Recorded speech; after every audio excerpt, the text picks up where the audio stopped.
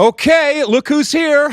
Gregg Berhalter, as I live and breathe. Welcome back to the State of the Union, head coach of our U.S. men's national team. Now, look, conventional wisdom in an interview like this says that we ease you into it, give you a couple softballs, and then go in for the attack. We, as you have found out over the years, are anything but conventional. So my first question to you, Gregg Berhalter, the head coach of the U.S. men's national team, is, does your job as U.S. men's national team coach depend on the success of Copa America this summer? Lexi, I just flew from Chicago, 4-hour flight, and that's the first question I get. This is how we roll here, Mr. Berhalter. God, I'm not even ready for that. Come on. I think that, for us to achieve our goals and what we want to do, the Copa America is very important. We have to do two things. We have to learn how to beat the best in the world, and we have to learn how to thrive in knockout competition. And Copa America is going to be big for that. Regarding myself and the job, one thing I've learned with the national team job is that it's one of one. You're always under pressure. You're always accountable for results. And I think that, this is part of it. I'm learning to live with the pressure. I don't think there's any pressure that the outside can put on us or me personally that I don't put on myself. So we're very focused on achieving our goals and doing well in Copa America. But having been given a second bite at the apple, if you will, and a second cycle. Having been given a second bite at the apple, right? You can at least acknowledge that you're under, I guess, more scrutiny and more pressure, and that this summer being probably the biggest tournament situation, not probably, it's going to be the biggest tournament situation before 2026, the pressure that comes with that. And if it does not go well, that's going to be a poor reflection, not just on you and we on the team, but relative to your job. I think that, the most important thing is that the team continues to develop. That's the most important thing. And it's hard to really pinpoint an exact game or exact tournament to say the team's not developing. I think that's very difficult to do. And like I said, our job is to develop this team that when we get to 2026, we can really make this country proud. Now, the U.S. has two tournaments this upcoming summer, also the Olympics. Yes. Could you foresee some Olympic-eligible players who would be in your ideal 23 for the Copa America going to the Olympics instead? For example, there's been talk of splitting Balogun and Pepe up so they can both start in tournaments this summer. The issue with that is, it's a good theory. I think the issue with that is a lot of it depends on the clubs and the club's willingness to release the player for the Olympics. There are certain players that we've earmarked to participate in the Olympics, and we're just not sure it can happen. We are prioritizing Copa America because we want the team to be together. We want the team to really experience this tournament because we know it's a fantastic tournament and we're hosting it. But the Olympics are important also, specifically to take another group of players and give them that international experience, because we know when we get to the World Cup, that experience is going to be important.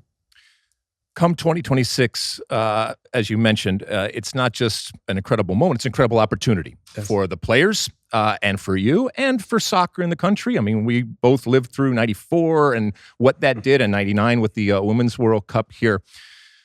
Again, don't kill the messenger, but the U.S. women's national team, I think, found a way to, shall I say, divide the country in the way they went about their business, okay?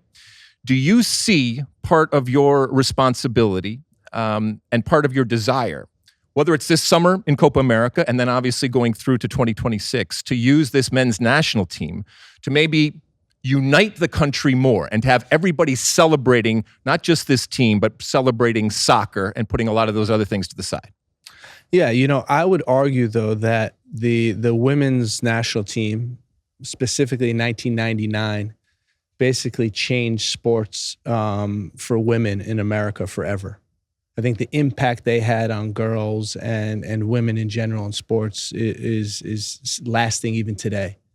So they had a huge impact, and I think we could have a similar impact on the men's game and soccer in general.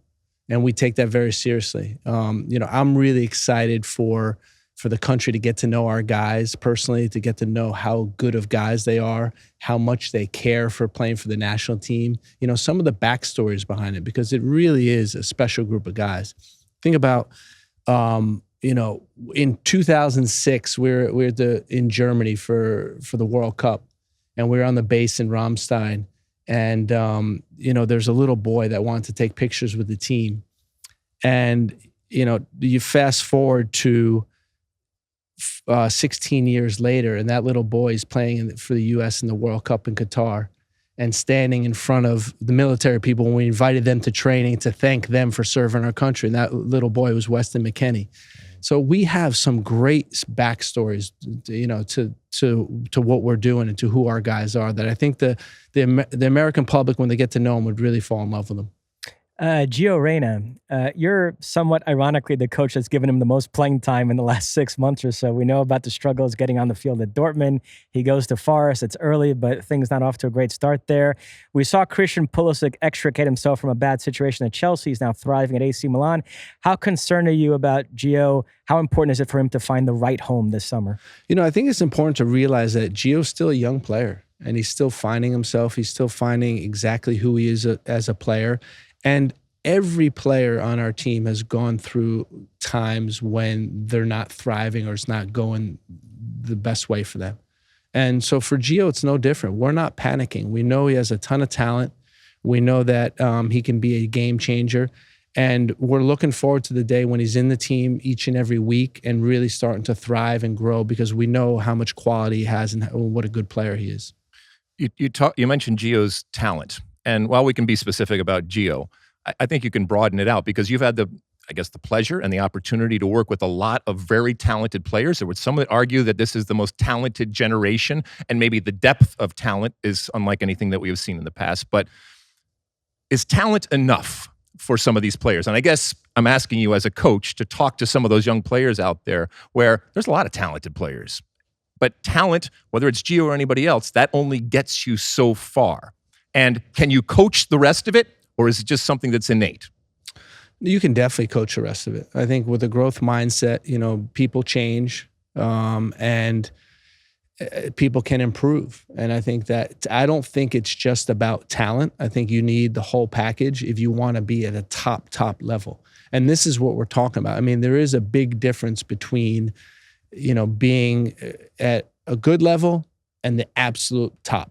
And the absolute top, you need the whole package. And I'm talking about a handful of clubs across the globe, top 5 leagues, Champions League teams. Like, that's a really high level. And you need everything. I mean, soccer's so competitive. They're playing soccer everywhere in the world, right? So talent isn't just going to separate you from everyone else. So what are those other things? You need everything. It's a mentality. I think it's a growth mindset. It's competitiveness. It's willingness, or the ability to take in instruction, to learn. There's the physical attributes that you need. I mean, it's literally a whole package that you need. And what we've seen is our most successful guys have a lot of those attributes. We interviewed your former teammate Brad Friedel recently, and he expressed some concern about American goalkeepers going to places where they're not playing regularly. We all want Americans to test themselves in Europe, but are you worried at all that in recent years, American goalkeepers have found it tough to find a place in Europe where they can start regularly? Yeah, I mean, that's always a concern, right? Ideally, we want our players, all of our players, playing week in and week out, 90 minutes, being a big part of their team and contributing each and every week. That's not always the case. And when I talked about, ups and downs with our player pool, and we mentioned Gio having ups and downs, and the entire player pool one time in their careers having these ups and downs, it's no different for our goalkeepers. And we're confident that they have the right mentality to get themselves out of it. You see Ethan move from Forest to Cardiff, and now he's playing every week. And we're confident that Matt and whoever our other goalies are going to solve their situations and come out on the top end of it. And that's part of, that's part of being at such a high level, is that it's really competitive. You talked about players and that growth process, and that maturity isn't always linear, and it can go up and down and back and forth.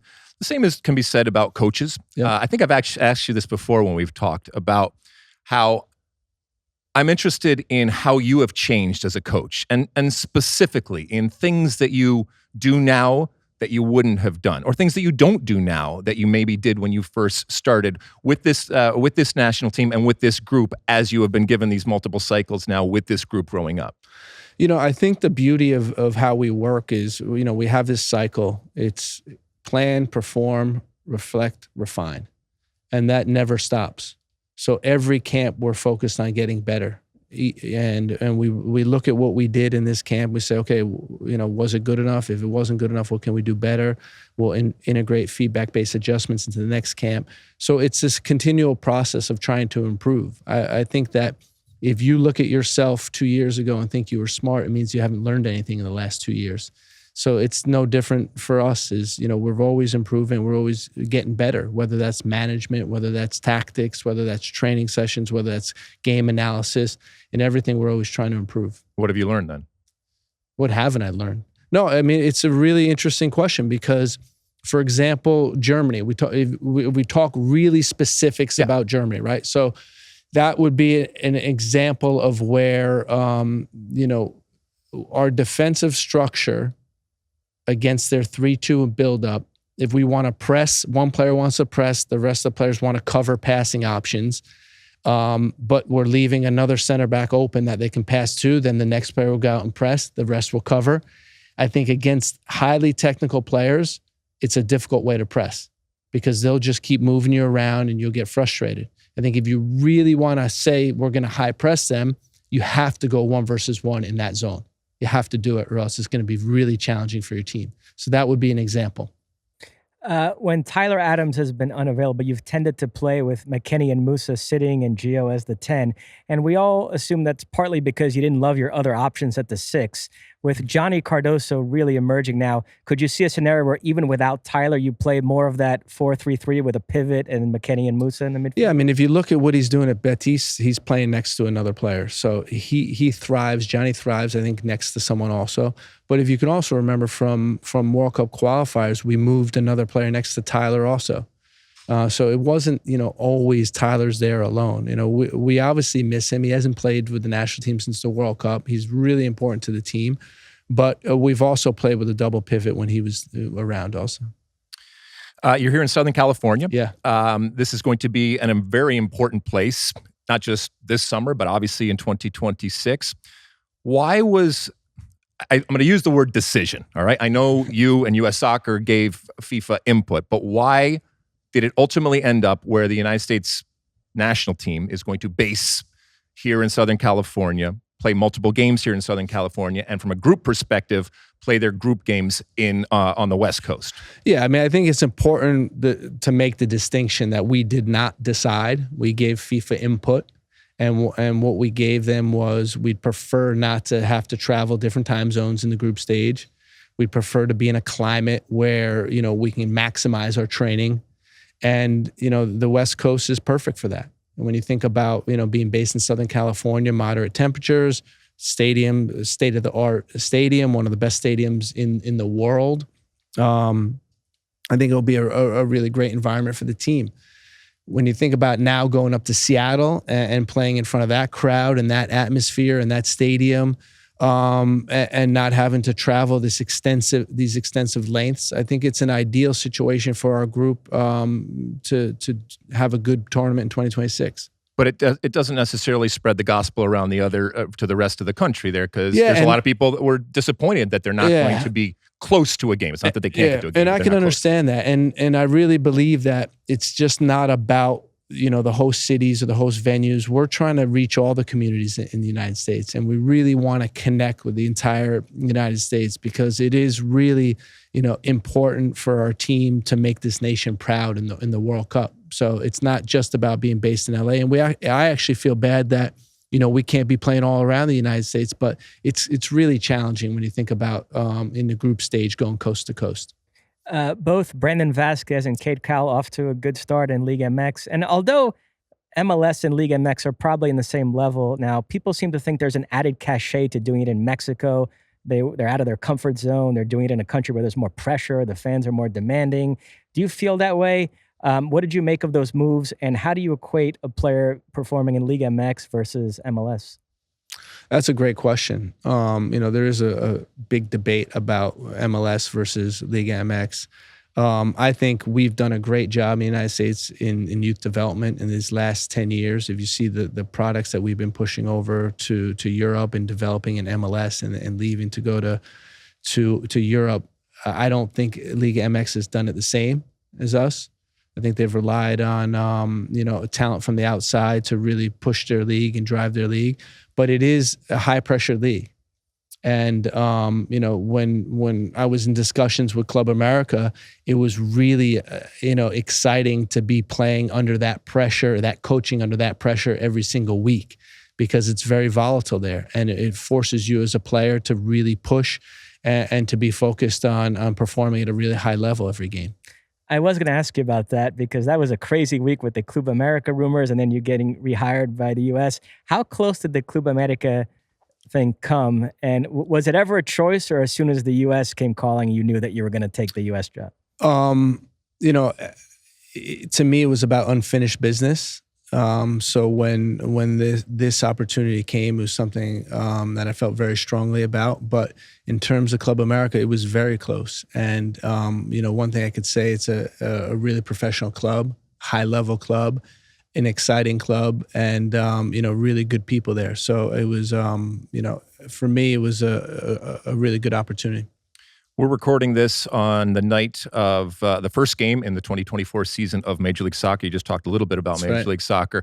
But when it comes to the national team, there are very few players now starting at what would be the highest level and the biggest type of game for you on the national team that are actually also playing in Major League Soccer relative to the past. Now, plenty of them have MLS experience. They've come through MLS. Yep. When you look at MLS in totality, has it been good for U.S. soccer? Has it helped you to do your job? Has it been good for the country and culture and evolution of the game? Oh my gosh. Of course. Okay. Yeah, I mean, it's been a game changer. When you think about the whole process from 1996 to now, without MLS, we wouldn't be where we are today. And in terms of, we wouldn't have, you talked about one of the deepest rosters of all time, or the most talent of all. We wouldn't be here if it wasn't for Major League Soccer and the investments by the ownership groups. It's a league that's developed from a facility standpoint, from an academy standpoint, from a stadium standpoint, from a fan exposure standpoint. MLS has grown tremendously over these last 25 years. And I think that when a player plays in MLS, but particularly a young player, and then goes to Europe, it's not an insult to the league. I think it's a compliment to the league and compliment to what this league is able to develop. Almost every league in the world is a selling league, right? So it's common for players to move on and go to different levels. And I think that MLS is instrumental in helping a lot of our players get a good start. One player to that point who everyone expected to go from MLS to Europe was Miles Robinson. Instead, he signs with Cincinnati. Did he consult with you? Were you okay with that move? Yeah, I talked to Miles about it leading up to the decision. And, expectations don't change, right? For him, we want him to be playing at a very high level. We expect him to be one of the top defenders in Major League Soccer. We expect him to be on a team that's going to be competing for championships, be doing well in Leagues Cup and things like that. And if he can do those things, we're confident that he'll be able to keep his place in the team. You have lived and worked and grown up in this American soccer culture, warts and all. It's La Cosa Nostra. It is our thing. Give me the best thing about the American soccer culture and the worst thing about the American soccer culture. Oh man, the best thing and the worst thing. I mean, I think the best thing is that we continue to develop and we continue to raise the bar and we continue to give people opportunities and it's becoming, I think, more defined. And what I mean is, if you think about how much it's grown since '94, the World Cup hosting in '94, and think about the impact your group made on U.S. soccer, and think about now where it is and how much it's grown. And I think that to me is the best thing, is that we've taken something, this little seed, and we've grown beanstalks out of it. And we should be proud of that. And I think it's not always perfect, and it's not always linear, as you said, but we should be proud of our growth. The worst thing, my gosh. We can't be perfect. Yeah. Right? I mean, I'm a positive person, though, I know. so it's really... I know. What irritates you or frustrates you out there? It could be something specific on the field. It could be something big picture. I mean, the soccer wars that we have going out there, the infighting that we have, the politics that we have, and that exists everywhere in the world. Yeah, it happens everywhere. I mean, that's the thing, is that we're not unique with any of that stuff. That's sport in general. Development. Is there something in development that drives you crazy that you see? Yeah, I'm thinking about it. All right. Yeah, let's keep going, and then when I think about it, I'll interject if that's all right. We were talking off the air about the PSV Dortmund Champions League game. Serginho Dest having such a great season. Yeah. That red card against TNT was just so bizarre. Are you confident that was just a random one-off? He's not a player that you have to worry about his discipline? I mean, that's a great question. I think that, like anything, it's something that we need to work through as a team. I'm not only upset with his response in that game, but I think everybody's response. And what I mean by that is, okay, you get a red card, but why do you lose the game? Why did some players drop their performance after that happened, right? Why not raise your performance? It was less than ideal situation to be put in. And, he regrets it. And like anyone, he has flaws and things to work on. But it's a learning moment for this team if we process it in the right way. If you are fortunate enough to continue on and lead this team into 2026, do you think that there will be changes in that, you took this team over and basically you were a papa with this group of babies, and you nurtured them and fostered them, and they have almost grown up with you. But, I would submit that I don't think there should be any sacred cows, in that nobody is safe in their position. Do you anticipate and see that there will be new names and different faces relative to what we have seen in the past that come into play over the next couple of years that could star in 2026? I sure hope so. That's the nature of the game, right? It's the national team. It's a selection. I certainly hope that there's young players now, other players that are pushing to get in the team that actually make their way into the team. I think it's good for the team, the regeneration, injecting new blood into the team. When was the last time we've seen something like, I guess Balogun? Lund Hansen, the left back. Ballo's certainly example. Who else do we have? Cardoso has been pushing now to get in the team. If you think about the team Kevin Paredes has been a guy who's come in and started. Paxton Aronson was in the group. So there are players pushing, and it's, I don't think anyone feels that their position is secure. I think everyone realizes that they have to perform to be on this team. And that's just the nature of the national team. And we never want to create it that, people get too comfortable. And I don't see that. I see the group highly motivated. I see the group comes in and wants to be part of it. There's a great team culture. There's, great professionalism when they're in camp. And that's what we expect. There's very clear standards and expectations for players being in our environment. Last one for me, the 2026 final is at MetLife Stadium. You're from New Jersey, correct? Yes. Have you dreamt about what it would mean to every night, man, every night? No, I mean, it would be, just thinking about it, it's easy to talk about, right? It's a lot harder to do. I understand that. But, it'd be an absolute dream come true if we can do it. I know it's challenging. We have to win 4 knockout games to do it, but anything's possible.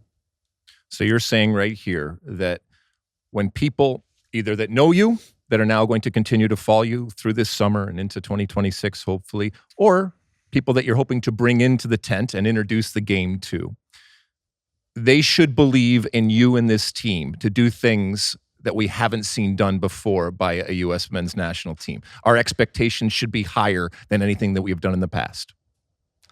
Why not? Why not? I think that when you think about the first 4 years, as you mentioned, babies, right? We had really young team. We played the youngest team in the world for the last 4 years, and we accomplished a lot. And why not take that and move that to the next 4 years and say, okay, let's go for it. I don't see any reason why we can't do it. When I think about the age of our guys, the experience that they're going to have, they're going to have played, another 150 club games. They're going to have another national team games under the belt, another international competition. Add that to the last World Cup.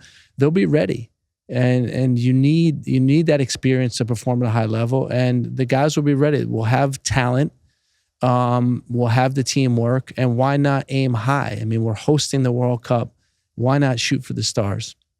Did you come up with anything negative or bad or critical? Ask me another question. I'll keep thinking about it. All right. Well, this gives us an opportunity to bring you back the next time. All right. So you will go out there and you will think about it. And I guarantee once you leave the studio, it's going to come to you and you say, that pisses me off. And I should have used that going forward. Anything else to tell the folks from the State of the Union when it comes to what we should be looking forward to with this team, whether on or off the field? Come on. You want to break some news or anything? No news to break. I mean, I just think that we have an exciting spring coming up with Nations League, exciting summer coming up with Copa America. And I think now's the time to get on board and start following this team, because it is a special group of guys. And, it's going to be a fun summer. All right, my friend. Gregg Berhalter, the head coach of the U.S. men's national team, getting ready for a big year. Before we leave, can I say one more thing? I forgot. Course. I forgot. You can stay here as long as you want, my man. I forgot to congratulate you on the nomination for the Ambient Awards. And I still am undecided. Is that a good thing or a bad? I mean, Ambient Awards, what is that saying about a podcast? Well, first off, thank you. This little thing has grown into something big, but it's only because of all the work behind the scenes. We have wonderful men and women that you have met, and then getting good guests. You, my friend, are a good guest. You are welcome back here anytime. You always answer the questions, and you always have something interesting to say. The last time he came on with us, you two went out to dinner, and I recommended an Italian restaurant. Oh my gosh. And it was a disaster, right? Because the portions were too small. No, I'm still dreaming about that restaurant. Seriously, the food was amazing. Delicious, but the portions were too small. Your food cannot be delicious if it comes on a plate and there's just a little piece, all right? That takes away the deliciousness of it because it doesn't satisfy me in the least. Food should be satisfying, okay? That little morsel tastes good does not mean that the food is good. He's from Detroit. That's why he's saying that. Yeah. Oh, my goodness. He needs the big portions. I like those little tomatoes and that little whatever sauce that was. That was incredible. There you go. Oh, my goodness. All right. Well, we'll see where we're going out tonight. You got anything left for That's him? it. No, we're all good. All right, my friend. Thanks. You like that clip? Well, my State of the Union podcast drops twice a week right here on my very own YouTube page. The only way to stay up to date is to hit that subscribe button down below. Size the day, and see you soon.